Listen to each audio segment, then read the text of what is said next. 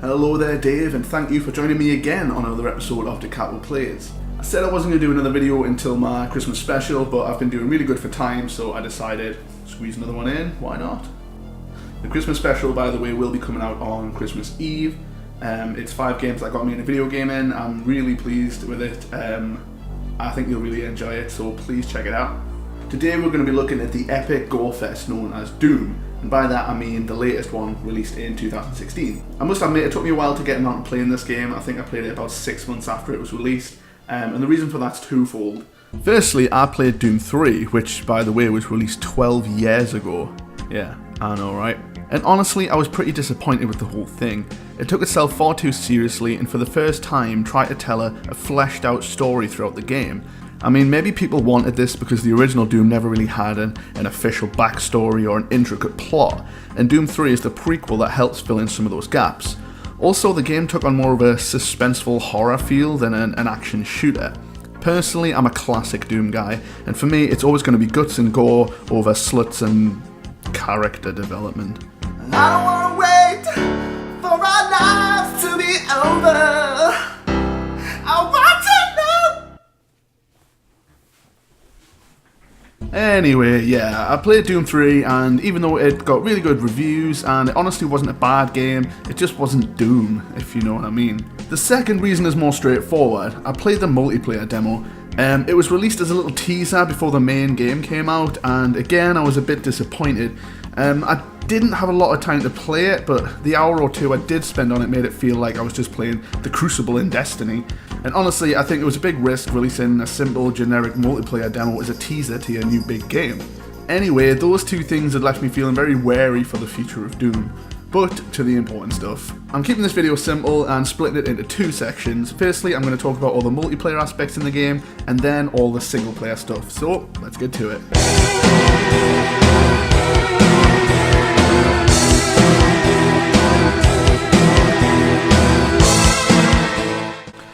So, I played the online multiplayer when I was about halfway through the campaign, just to give me a little break. And the gameplay was solid enough, but I knew this wasn't going to be something I was going to lose many hours to. There isn't really a specific reason why. I mean, I did have fun, it just didn't really fulfill me. I know. Imagine you hired your favourite escort for the night, only to find out they recently dyed their hair and now remind you of your cousin. I mean, you're still going to have a good time, but you know. There was a decent choice of weapons, including some you don't get in the campaign, and there's a bunch of perks and bits and bobs to try and keep everything interesting, but they totally flew over my head.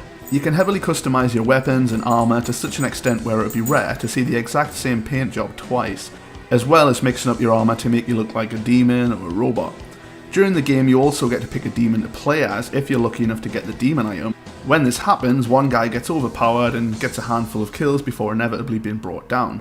Now, since I played the game for the first time, the guys at Bethesda have released a bunch of patches and extra content to try and keep the multiplayer side fresh. Ironically, I enjoyed the multiplayer before this because when I played it originally, I could at least get into a game pretty quick regardless of what game mode I played. After playing the multiplayer again for the purposes of capturing footage for this video, I wanted to get footage from different game modes and new stuff to show you, but after waiting 10 minutes to find not one game of basketball, I gave up and played a team deathmatch. Which, by the way, still took ages and I kept getting swapped between servers.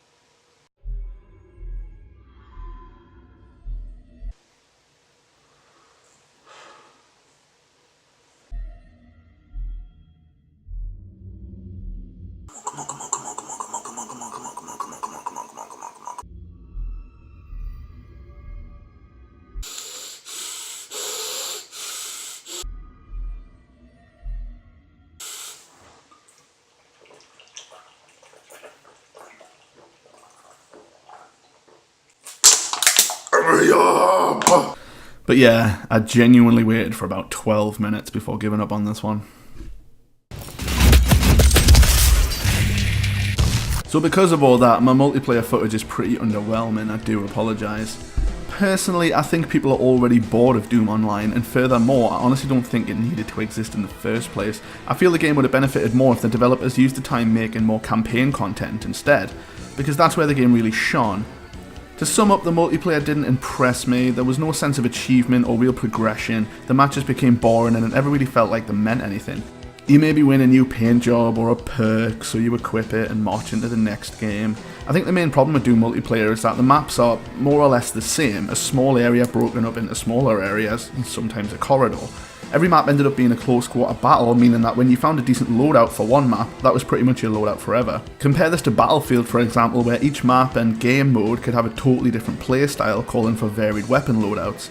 Doom's more like a one rifle, one shotgun, and we've got a perfect loadout for all maps and all modes. To sum up, Doom multiplayer really did nothing for me, and I won't miss it one bit. Oh yeah, and then this happened. Come on.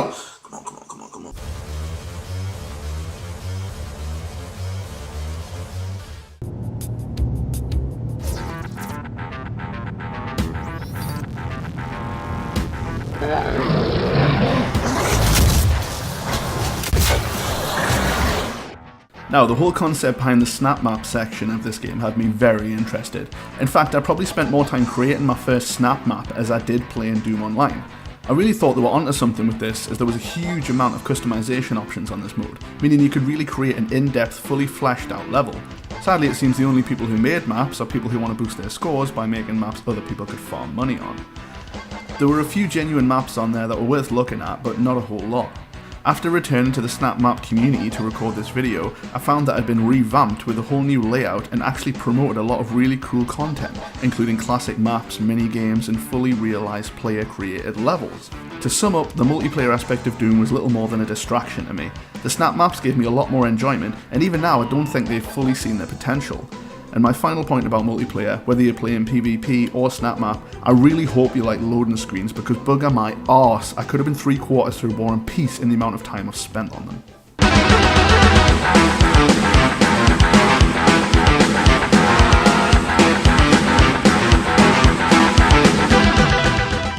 As mentioned before, the single player is where this game really shines. If you ask me, this campaign is perfect for a Doom game. The story stripped itself back to a good old battle between demons and humans, and an android, I think. The story's a little more complicated than an old school Doom title, but only slightly. Basically, humans have discovered a way to siphon Hell's energy to use on Earth, because we've used up all the fossil fuels on luxury ocean cruise ships and ride-on lawnmowers. Then demons get bored one day, presumably feeling pretty jaded after watching a box set of The Walking Dead, and decide to go fuck up some living folk. Now there's a bit more story this time round, which I won't spoil because the game's still relatively new, but honestly, whether or not you choose to follow it is up to you. The game's just as fun without playing the story, and you'll never get lost if you're not really paying attention. It appeals to all players. There's a simpler story for those who wanted it, but you can still blast your way through the whole thing on mute, and you would still have a great time. Although I wouldn't recommend playing on mute because you'd miss the game's brutal heavy metal soundtrack that crescendos into a cacophony of explosions and gut splatter during battle scenes. Mick Gordon and Richard Devine, whoever the fuck you are, I love you. I also love this game. It's as simple as you want it to be. Each mission has a very basic objective and a plethora of demons for you to contend with. You'll see modern versions of all your favourite classic Doom enemies as well as a couple of new ones. The most fun you have with this game is during one of the many battle sections. The corridor you're walking down opens up into a hangar or a plane, then the sudden burst of face-melting riffage lets you know for sure you've got a battle on your hands. Switch to your favourite gun, throw a couple of nades in there, and get busy shortening your Christmas card list. Battles mostly consist of you staying as mobile as possible whilst covering your enemy with your creamy lead load. I can't stress enough how you need to keep moving when in the midst of battle, especially on the harder difficulties. For the Platinum Trophy, if you are so inclined to go for it, you have to complete the first mission on Ultra Nightmare mode, and if you stand still for even a second, you're dead. Or, if you're as awesome as me, you hop up on this little thing, onto this cliffside, drop through here, make this tasty jump through this gap, yep, drop in at the end, and Bob's your mother's brother. As you progress through the game, you also get to use a chainsaw, which looks like this, and later in the game, a BFG, which goes a little like this.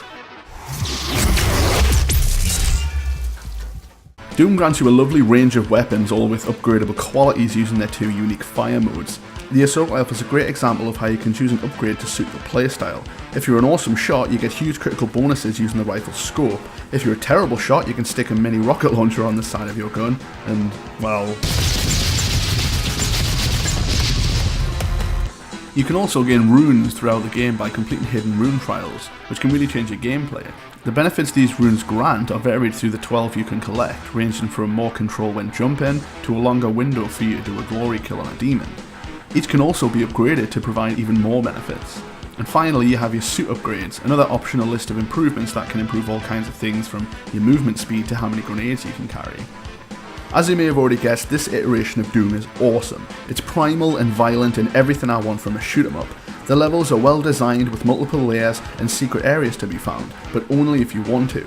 Like the original, you can play this game by blasting a straight line from start to finish, completing the simple objectives along the way, or you can spend hours on each stage finding all the secret areas and trinkets, including Doom Guy dolls and recreations of old school Doom levels, all very satisfying things to find, if you should be so inclined.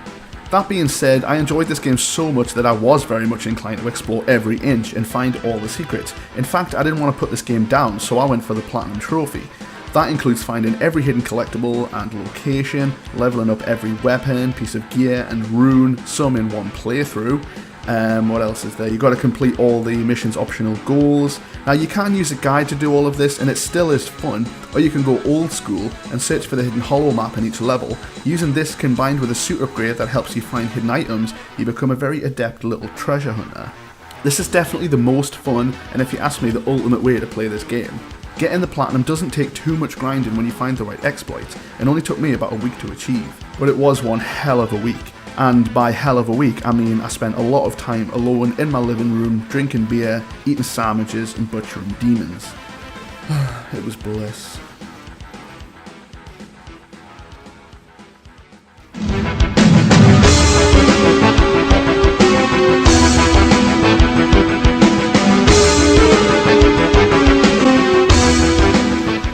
I want to introduce everyone to Lady. Say hi, Lady. What's up, motherfucker? To surmise, the new Doom is awesome, in my opinion at least. I hope you agree. It's taken all the best bits from the old Doom, you know, the guns, the enemies, the simplicity of it, and it's taken a lot of inspiration from modern games as well, things like leveling up your character and your weapons, and a really nice graphical overhaul. Add some sprinkles of heavy metal and gore, and mix it all up in a bowl, and you've got the recipe for, well, a pretty fucked up cake.